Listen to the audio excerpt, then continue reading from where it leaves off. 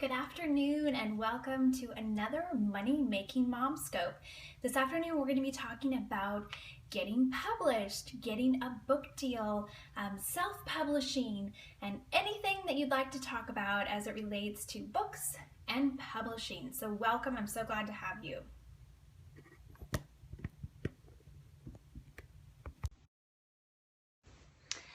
For those of you who are new, my name is Crystal Payne and I am the founder of MoneySavingMom.com. I am also the author of 3 books. 2 were in the preview, if you saw that. The first one, this came out this is my second book. I don't have my first book up here, but this book came out in 2014. It's called Say Goodbye to Survival Mode. And it is 9 simple strategies to stress less, sleep more, and restore your passion for life. And my other book is called Money Making Mom, and this is how every woman can earn more and make a difference. So if you have questions about how to get published, how to get a book deal, you're signing a deal with Broad Street, yay! So I will show you. I also did journals, and these are from Bell City Gifts. So I have a Choose Gratitude journal, a Choose Love journal, and, oh, here's my Choose Love journal. Choose Love journal. And then we have a new kids journal, Kids Gratitude journal that's coming out for Easter. And my husband has a journal, a gratitude journal that is coming out for Father's Day. So is it okay to do a PDF book? Are you talking about a PDF ebook? I would recommend that if you are thinking of doing an ebook, that you highly consider putting it on Amazon. And the reason that I say to put it on Amazon is because Amazon is such a huge market.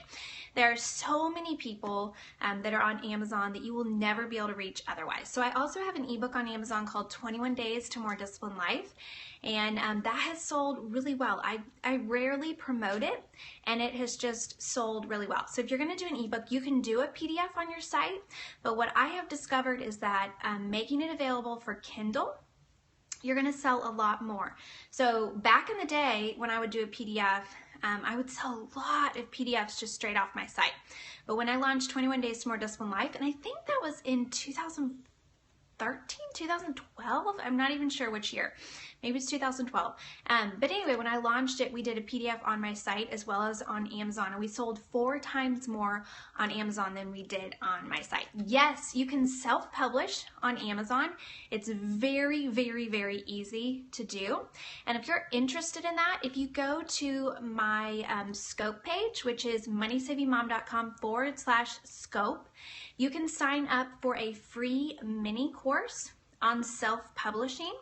I'm also doing a webinar on Thursday afternoon with Chandler Bolt, who has self-published and become a bestseller just on Amazon.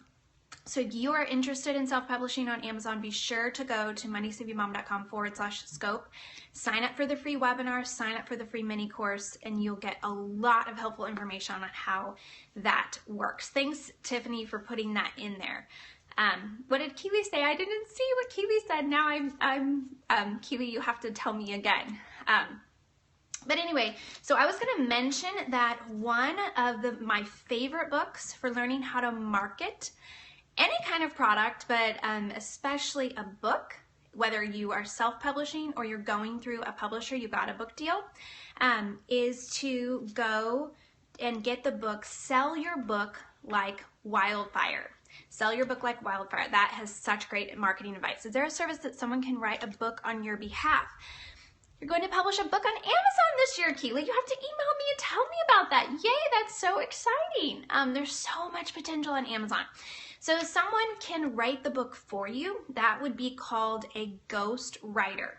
So a ghost writer would be someone that you would hire, that you would work with, that they would write the content in your voice. It would be your content in the sense of it's information that you have maybe shared on your blog, maybe you've shared it, maybe you are a speaker, maybe you write articles, you have some sort of platform, maybe you're a TV personality.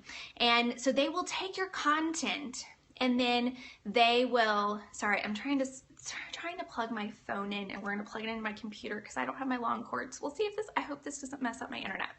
But so a ghost editor is going to take your content that you have maybe given on the stage, that you've given on TV, that you've given in articles, and then they'll talk with you. They will ask questions of you. They will interview you, and then they will put together a book that is written in your voice by them. Like celebrities are usually going to use this kind of service because they don't really have time to write a book, and maybe their gifting isn't writing a book. If you look on the outside of a book and it says so-and-so and so-and-so with so-and-so, like if it has a name in bold and then it says with, then that means that it was ghost written. So they had a ghostwriter that wrote the book for them. I've used ghost editors for my last 2 books, and that is someone who basically was like my editor was when I turned in my book, but they did the whole process with me. So they helped me with the writing, they helped me with the crafting, they helped me fill in the gaps and kind of find those holes, and they said, you need a better story there, you need to tighten this up, and they really were editing it as we went along and helping me with kind of the research and pulling together all of the facts and information. How do you find a ghost editor you can trust? A lot of publishers have ghost editors that they work with. I'll tell you mine, her name is AJ Gregory. She's really hard to get in with. I only got in with her because she's really good friends with my agent, and so that's how I was able to get in with her. And we had such good synergy, and so it was so fun to get to do 2 books with her. So her name's AJ Gregory. A lot of publishers can connect you with someone who can either help you with the proposal or help you with the outline or help you with the actual writing. Any idea about writing, publishing, homeschooling curriculum?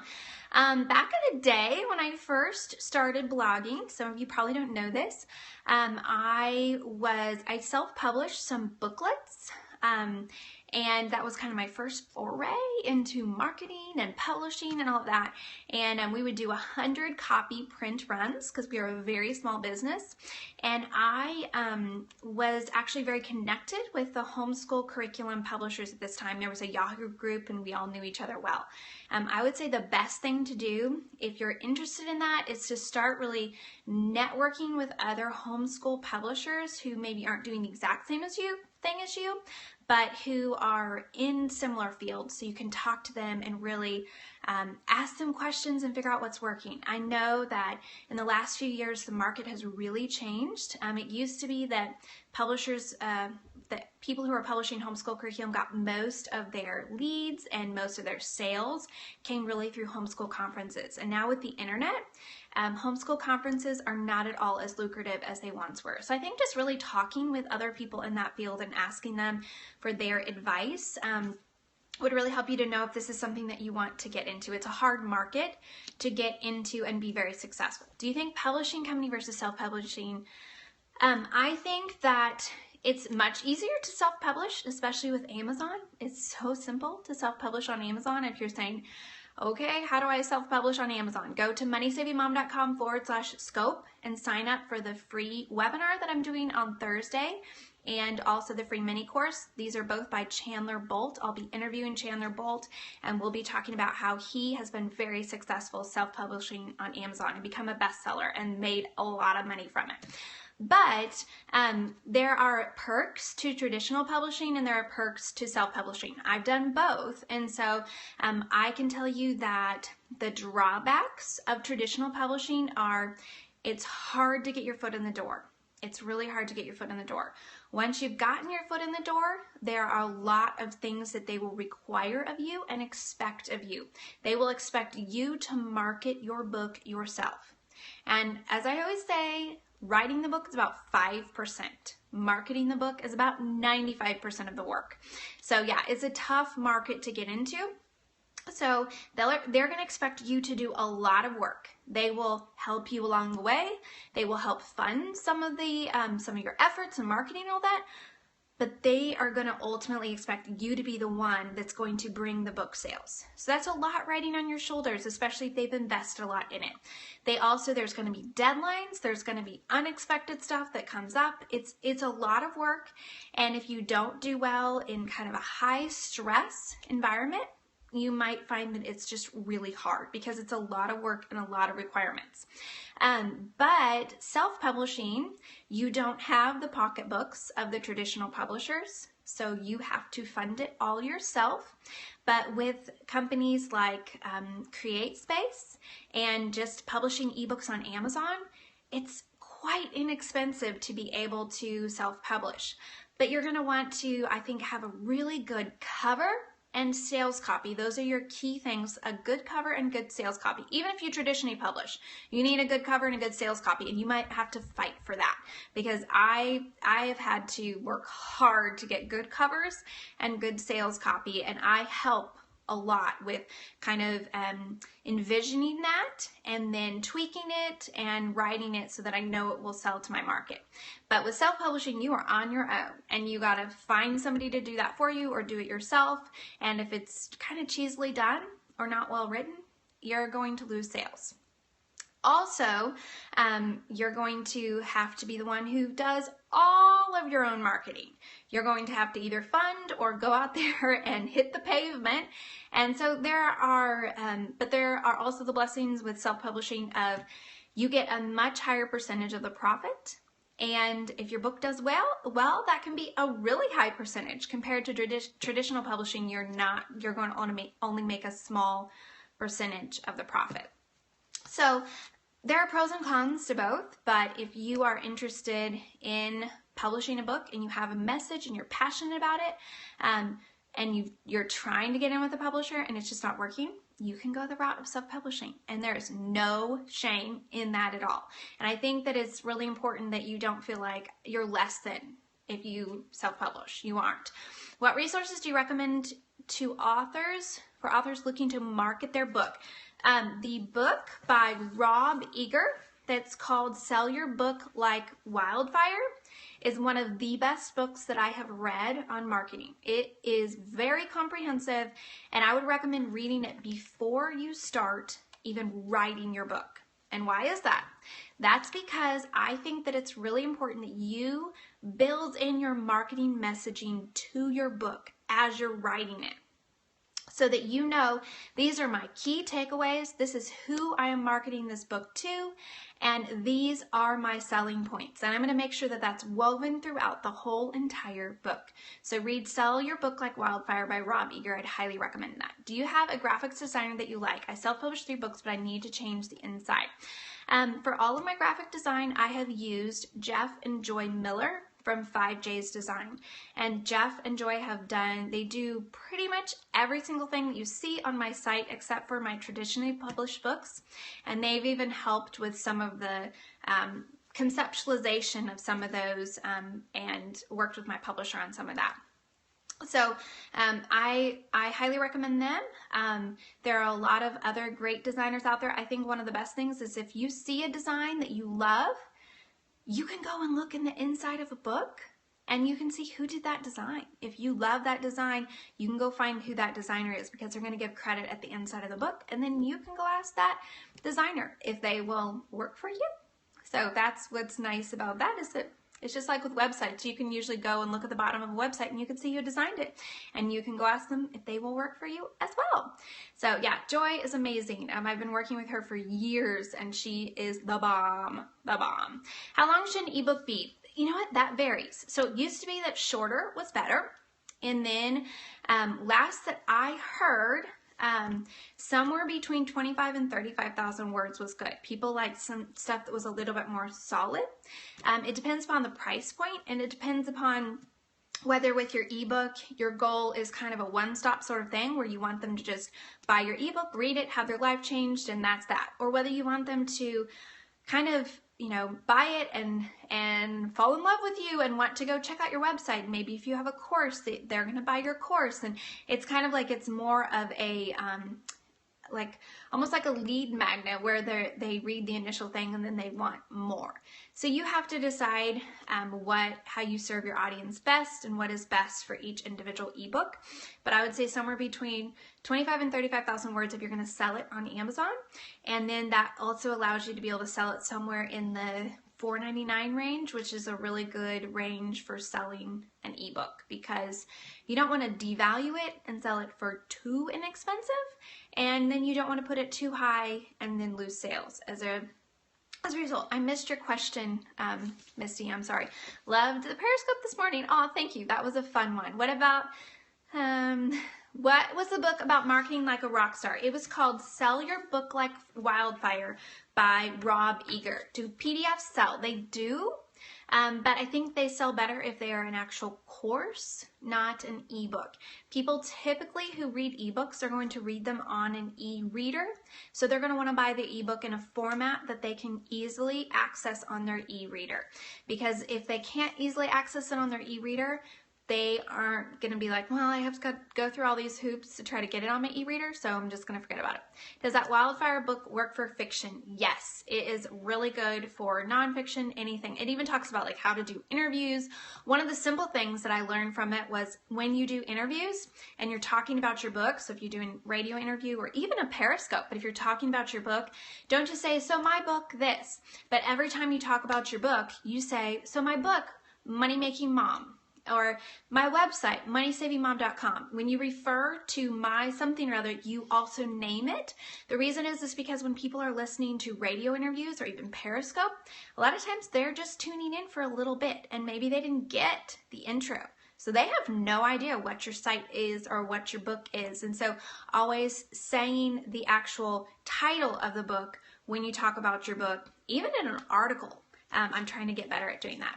Should you write a proposal and look for an agent before sitting down to write a book? That's a great question. And I think that you should always start with a proposal.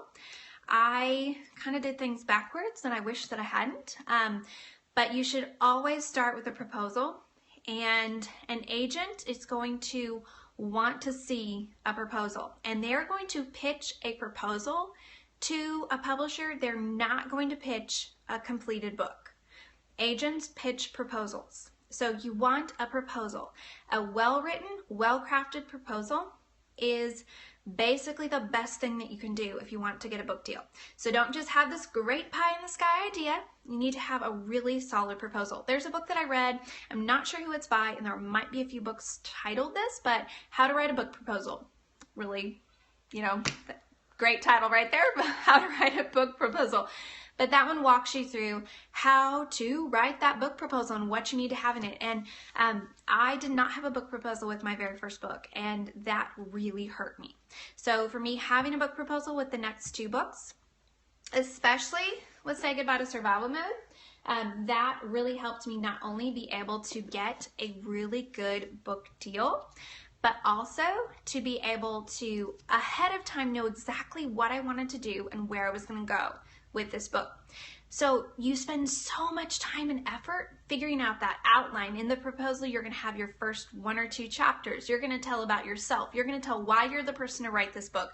You're going to tell about the competing works, so other books that would compete against this title and why your book is different, why the market needs your book, who you're going to ask to do your endorsements, so many different things. And so all of those things are going to be in your proposal.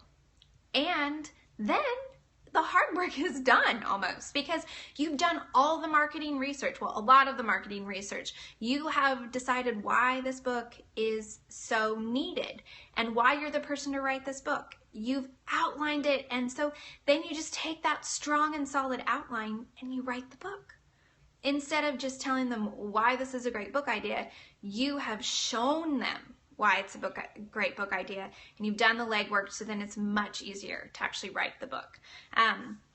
So if you want to start somewhere, I'd say start with writing that proposal. Here's the other thing. When you write that proposal, you will discover whether you really want to write the book. Because maybe you think you really want to write the book, but when you write that proposal, you'll be like, oh, after 6 weeks of eating, drinking, living, sleeping, breathing this book idea, I'm like sick of it. And if you're sick of it in the proposal stage, you're going to be disgusted of it by the time you get to the actual writing and then the marketing stage. So a proposal is also a great way for you to decide whether you have it in you to write this book idea. Writing program for ebook and hard copy. I just use Pages on Mac.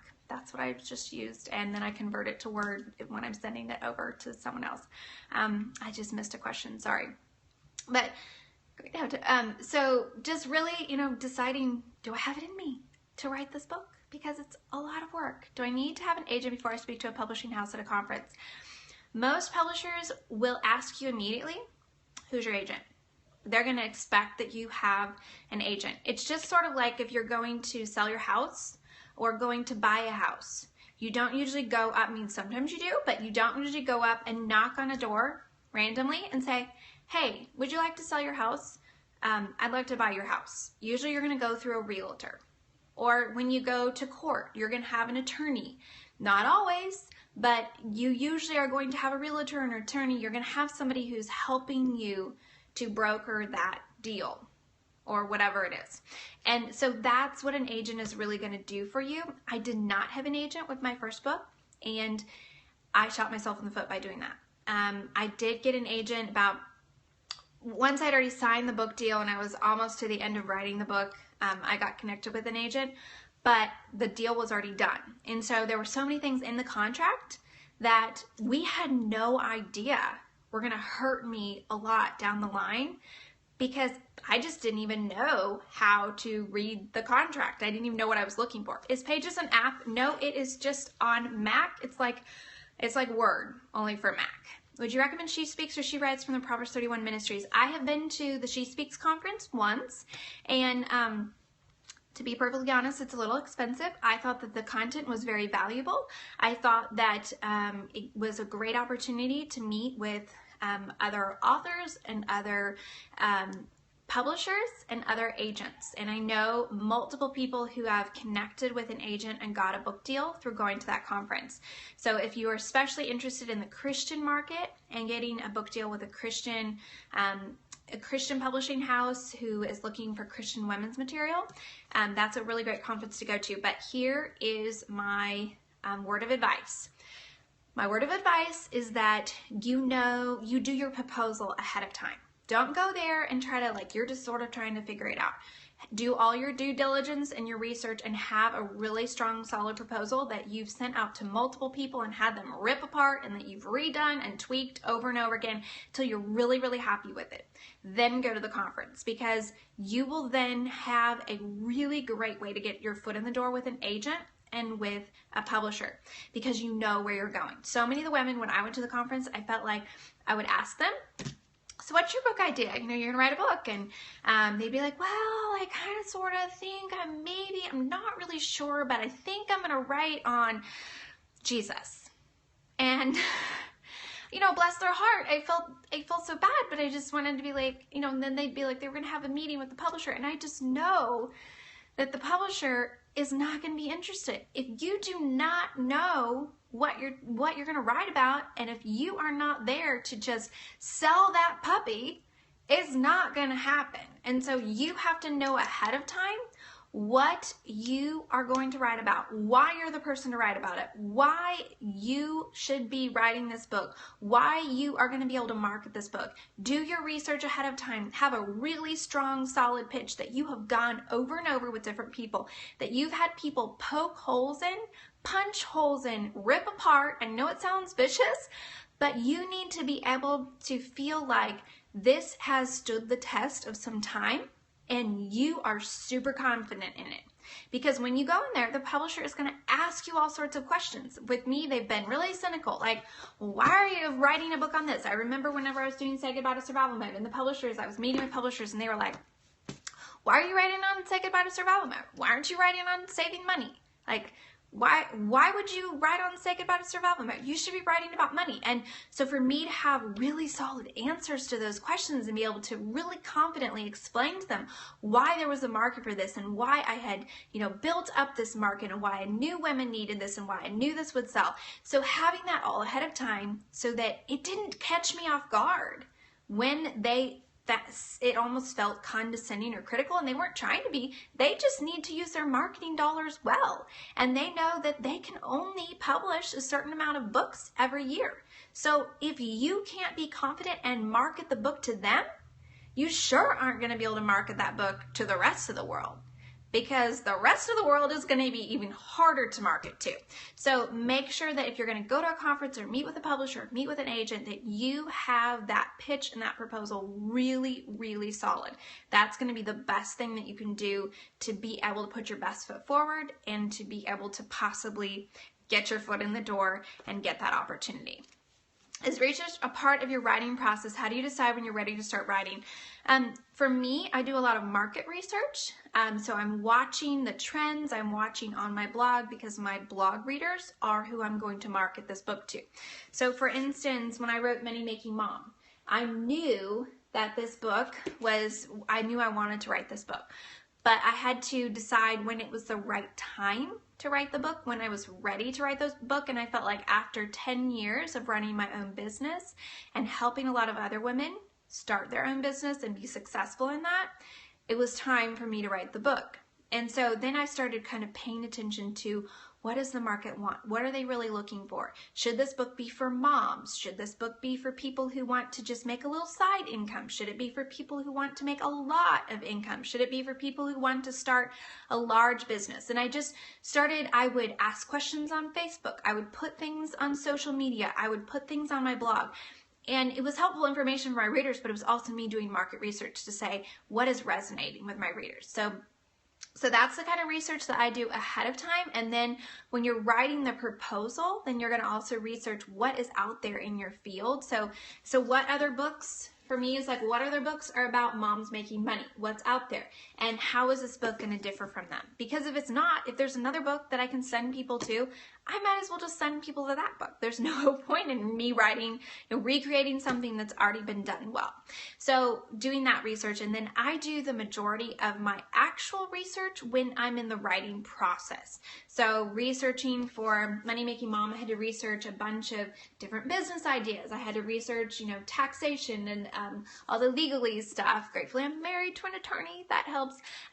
But then also just doing a bunch of interviews with women who were successful, and then researching out different key points that I wanted to share and making sure that they were valid and legit and all that. So doing a lot of research in the writing process, for me, that's what works well. And because I write nonfiction, that's not real deep stuff, then that works. But it depends upon, if you were going to write a historical fiction book, you wouldn't start writing until you'd studied and researched a bunch of that history that book was going to be, the time frame when that book was set, and the characters and the setting and the geography and all of those things. So it really depends upon what kind of book you're writing before you can really decide whether, and your personality, but whether you can decide whether you need to research in the writing process or before. So how did I get the stories to include in my book?